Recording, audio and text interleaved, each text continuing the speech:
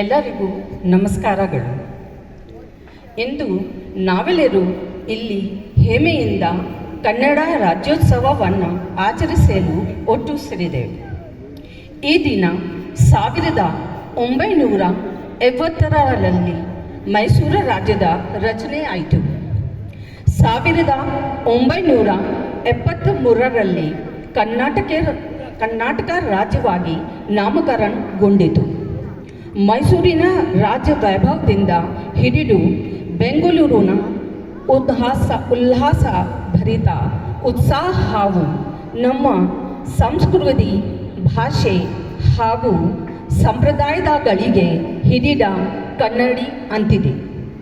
ನಾವು ಎಲ್ಲ ಒಗ್ಗೂಡಿ ಹೆಮ್ಮೆಯಿಂದ ಈ ನಾಡಿನ ಸೌಂದರ್ಯ ಹಾಗೂ ಏಕತೆ ಅನ್ನು ಕಾಪಾಡೋಣ ಎನ್ನುತ್ತಾ ಎಲ್ಲರಿಗೂ ಕನ್ನಡ ರಾಜ್ಯೋತ್ಸವದ ಹಾರ್ದಿಕ ಶುಭಾಶಯಗಳು. ಜೈ ಹಿಂದ್, ಜೈ ಕರ್ನಾಟಕ ಮಾತೆ. ಧನ್ಯವಾದಗಳು.